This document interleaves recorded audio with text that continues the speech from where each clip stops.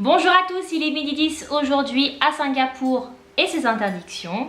Donc en fait il faut savoir que c'est vrai que Singapour c'est un endroit où il y a beaucoup d'interdictions et d'ailleurs je vous en ai listé quelques-unes. Alors je vous ai pas tout listé bien sûr parce qu'il y en a quand même pas mal, mais je vous ai fait en fait une liste de celles que je pense qu'il vaut mieux savoir avant de venir à Singapour et puis celles qui sont un peu plus, on va dire, originales, plus rigolotes. On dit d'ailleurs de Singapour que c'est une fine city, fine pour le côté sympa à visiter bien sûr, pour ses architectures, pour ses espaces verts, mais également fine pour le côté amende parce que ben voilà, il y a énormément d'interdictions et qui peuvent engendrer des amendes. Par exemple comme fumer dans les lieux publics, ça peut vous coûter 1000 $. Il faut savoir qu'à Singapour, si vous voulez fumer dans la rue, vous avez des espaces spécifiques pour fumer et en général ces espaces c'est là où il y a les poubelles qui sont vertes et qui au-dessus ont des cendriers. Donc voilà, c'est là où vous pouvez fumer. Alors bien sûr, j'ai déjà vu des gens fumer en dehors de ces espaces, en marchant, tout ça. Je vous conseille quand même de faire un petit peu attention. Il est également interdit de cracher par terre, ça peut vous coûter 500 $. Jeter n'importe quel détritus par terre, ça peut vous coûter 1000 $. Donc voilà, depuis de toute façon vous avez des poubelles partout quand vous marchez, donc c'est pas un problème. Si vous traversez à plus de 50 mètres d'un passage piéton, ça peut vous coûter 100 $. Donc faites attention, ne traversez pas n'importe comment. Petite parenthèse, il faut savoir qu'à Singapour, il y a pas mal de disponibilité au niveau des toilettes. Je m'explique, il y a des toilettes dans pas mal de stations de métro, il y en a dans tous les malls et il faut savoir qu'il y a énormément de malls à Singapour et vous en avez aussi dans les food courts. Donc en fait vous avez vraiment la possibilité de pouvoir vous lâcher dans pas mal d'endroits. Donc c'est pour ça aussi que il faut savoir que quitter des toilettes publiques sans avoir tiré la chasse d'eau, ça peut vous coûter 1000 $. Une interdiction un petit peu, on va dire, originale à Singapour, mais qu'il est quand même très important de connaître, c'est qu'il est interdit de mâcher du chewing-gum ou même d'en avoir sur soi à Singapour. Ça peut vous coûter environ 1000 $.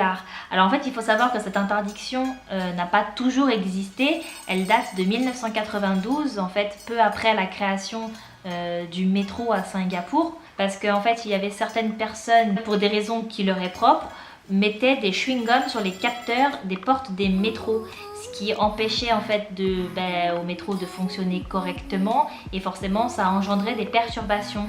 Et en fait ces perturbations coûtaient très cher à Singapour et aussi c'était très compliqué on va dire, d'attraper les vandales en fait, les personnes qui faisaient ça. Plutôt que de s'embêter on va dire à chercher longtemps des coupables, et ben voilà, on fait une loi, on interdit les chewing-gums. Depuis 2004, vous avez le droit d'avoir des chewing-gums sur vous seulement si c'est à but thérapeutique. Voilà, c'est bon à savoir.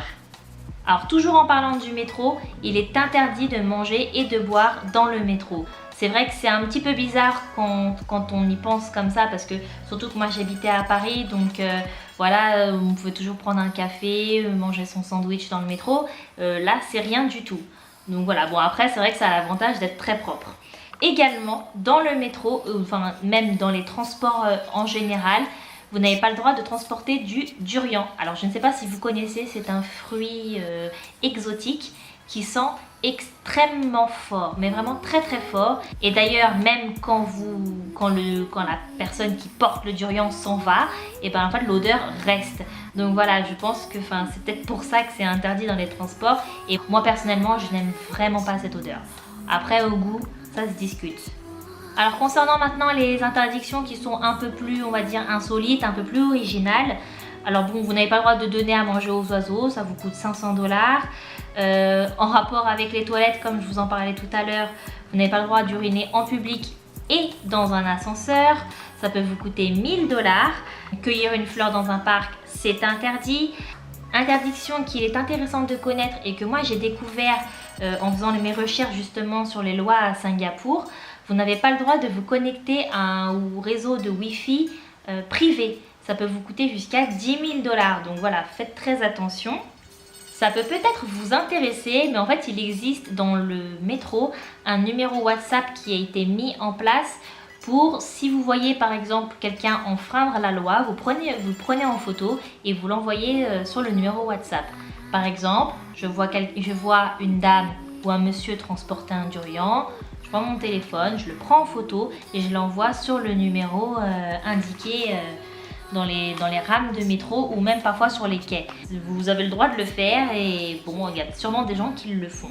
Je vous encourage pas forcément à le faire, mais voilà, il faut savoir que ça existe à Singapour.